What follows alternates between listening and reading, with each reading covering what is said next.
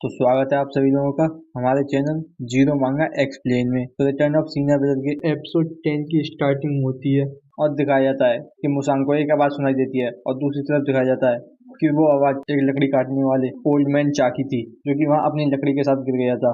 वहीं दिखाया जाता है मुसांग जो जल्दी से भाग के ओल्ड मैन चा के पास आते हुए कहता है कि ग्रैंडपा चा। वहीं वो ग्रैंडपा चा मुसांग को देखते हुए कहते हैं मुसांग।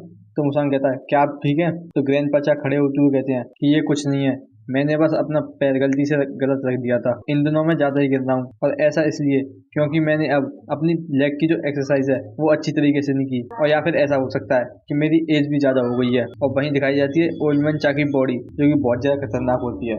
वहीं दिखाया जाता है मुसांग जो कि ओल्ड मैन चा की लकड़ियों को इकट्ठा करते हुए कहता है कि तुम बूढ़े हो गए, कि ऐसा कैसे हो सकता है? जो व्यक्ति हर एक दिन इस माउंट जाओ पे रहता है वो यहाँ कैसे गिर सकता है? वहीं ओल्ड मैन चा कहते हैं कि टाइम से कौन ही जीत सकता है, हर कोई यहाँ पे बूढ़ा होता है और एक दिन आके बीमार पड़ जाता है। तो वहीं मुसांग कहता है कि ये नहीं हो सकता है कि तुम इस वर्ल्ड के सबसे अच्छे लकड़ी काटने वाले हो। तो वहीं ओल्ड मैन चा खड़े होते हुए कहता है कि ये बात कहने की जरूरत नहीं है, कि ये ऐसा मेरी ओल्ड एज की वजह से हो सकता है, और जो मेरी देखने की शक्ति है वो पहले वाली नहीं रही, और इस वजह से मैं अक्सर यहाँ पे गिरने लगा हूँ और कुछ ही टाइम पहले से मैं अक्सर यहाँ पे खो जाता हूँ।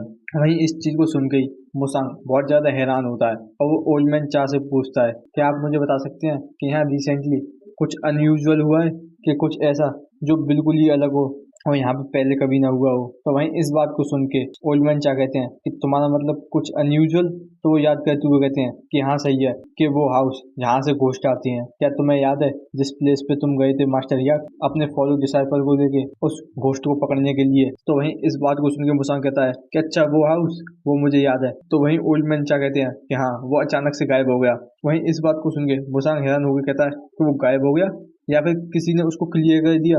तो वहीं इस बात को सुन के ओल्ड मैन चा कहते हैं कि मुझे नहीं पता है, हर दिन मैं उसे देखते हुए जाता था मगर अचानक से कुछ दिन पहले वो गायब हो गया और ऐसा लगता है कि सच में वहाँ उस जगह पे घोस्ट या फिर कुछ और चीज है। तो वहीं मुसांग इस चीज को सुन के सोचने लग जाता है और फिर वो खुश होते हुए ओल्ड मैन चा का हाथ पकड़ते हुए कहता है ग्रैंडपा कि तुम्हें घर जाके आराम करना चाहिए, कल से तुम्हें अच्छा लगेगा। तो वहीं ओल्ड मैन चा कहते हैं हाँ बिल्कुल। तो मुसांग कहता है और हाँ तुम थोड़ी सी लकड़ी एकेडमी में भी भेज देना, और ये लो ये तुम्हारी लकड़ियों के लिए पेमेंट। और वहीं दिखाया जाता है कि मुसांग ने ओल्ड मैन चा को एक सिल्वर कॉइन दे दिया होता है, और इसे देख के ओल्ड मैन चा बहुत ज्यादा हैरान होकर कहते हैं कि एक सिल्वर कॉइन, क्या ये लकड़ियों के लिए बहुत नहीं हो जाएगा? तो वहीं मुसांग वहां से जाते हुए कहता है कि बचे हुए पैसे मेरी हेल्प करने के लिए हैं।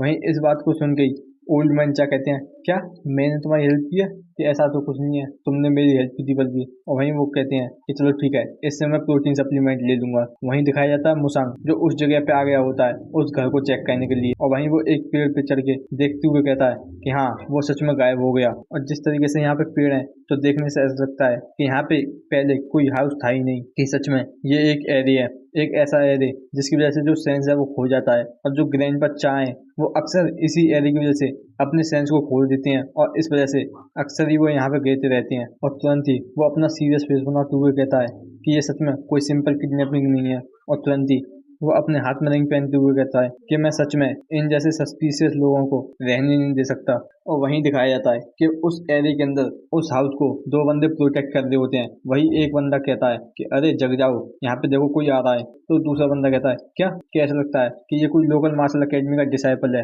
और वैसे भी ये इस एरिया की वजह से यहाँ कुछ नहीं देख पाएगा, तो ये कोई प्रॉब्लम नहीं है। तो वहीं वो दूसरा बंदा दोबारा से कहता है कि ऐसा नहीं लगता कि वो सीधा ही हमारी तरफ ही आ रहा है? तो फिर दोबारा से वो बंदा कहता है कि तुम कितने ज्यादा रिडिकुलस हो, कि ऐसा कैसे हो सकता है कि एक मेयर डिसाइपल वो भी इस मार्शल अकेडमी का, वो यहाँ पे आके अपने सेंस नहीं खोएगा, वो जल्दी यहाँ से चला जाएगा। वहीं दिखाया जाता है मुसांग जो वहाँ आते हुए रुक जाता है, और वहीं इस चीज को देख के वो बंदा कहता है कि देख लो उसे, वो रुक गया, अब वो यहाँ से चला ही जाएगा। वहीं दिखाया जाता है मुसांग जो सीधा ही उन्हीं को देखने लग जाता है, और इस चीज को देख के वो दोनों ही बहुत ज्यादा हैरान होते हैं।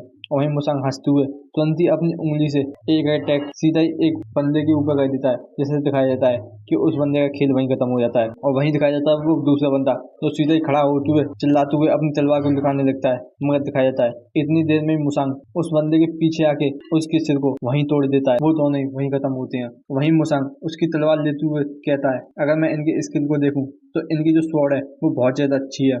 वहीं दिखाया जाता है एक बंदा जो सीढ़ी से उतरते हुए आगे कहता है कि ऐसा लगता है कि हमारे यहाँ पे कोई अनएक्सपेक्टेड विजिटर आया है, और हमें दिखाया जाता है कि ये वही बंदा है जिसने अनबाउंडेड मैनर के लोगों को मारा था। और वहीं मुसांग उसे देख के कहता है कि अनाम के लास्ट डीमन फैंटम थ्रियो, कि जो लोग अनाम से बिलोंग करते हैं वो यहाँ क्यों छुपे हुए हैं इस गेम जू में। तो वहीं इस बात को सुन के वो बंदा कहता है कि अच्छा तुम्हें हम तीनों ब्रदर के बारे में पता है कि सच में तुम कोई टिपिकल डिसाइपल नहीं हो। और वहीं दिखाया जाता है कि उसके दोनों साथी भी ऊपर छत पे होते हैं। और वहीं वो बंदा कहता है कि चलो ठीक है, तुमने हमारा टाइम वेस्ट करने से बचा लिया। और वहीं वो दूसरा उसका साथी कहता है कि आखिरकार इसने हमें ढूंढा कैसे है, क्या ये हो सकता है कि ये अनबाउंडेड मैनर ही है। तो वहीं दूसरा हंसते हुए कहता है कि सच में अनबाउंडेड मैनर के बारे में रूमर बहुत जल्दी फैल गए हैं और मुझे नहीं लगा था कि वो इस तरीके के दुखी को यहाँ पे भेजेंगे। वहीं मुसांग इन्हें देख के सोच रहा होता है। वहीं मुसांग इनकी बात को सुन के सोचता है कि अनबाउंडेड मैनर, क्या ऐसा लगता है कि उनके अटैक के पीछे यही लोग थे। और इसमें कोई आश्चर्य की बात नहीं है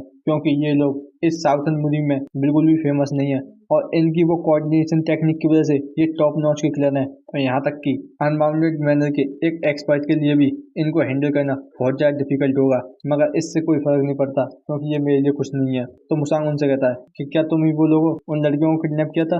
वहीं इस चीज़ को सुन के वो बंदा हैरान होता है और वो तुरंत ही हंसते हुए कहता है मुझे नहीं लगा था कि तुम मुझसे इस तरीके का क्वेश्चन पूछोगे।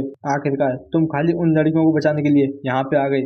वहीं वो दूसरा कहता है कि सच में तुम अपनी लड़कियों को बहुत ज़्यादा मिस कर रहे होंगे। वैसे भी वो किसी कंट्री साइड के लिए वो बहुत ज़्यादा अच्छी हैं और उनका फैशन सेंस वो भी अच्छा है। तो मुसांग इस बात को सुन के कहता है कि अच्छा तुमने उन 12 लोगों को उस बेसमेंट में बंद कर रखा है। तो वहीं इस चीज़ को सुन के वो बहुत ज़्यादा हैरान हो जाते हैं। वहीं मुसांग आगे कहता है अगर मैं तुम तीनों को छोड़ दूँ तो यहाँ पे 18 लोग और हैं जो इस घर में हैं और उनमें से 13 ऊपर वाले फर्स्ट फ्लोर में और 5 इस सेकंड फ्लोर में। और देखने से ऐसा लगता है कि वो सभी फर्स्ट रेट मार्शल आर्टिस्ट हैं।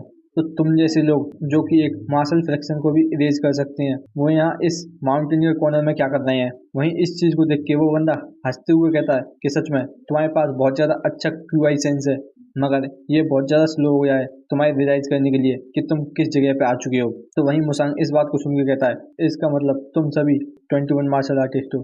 तो ये ठीक है।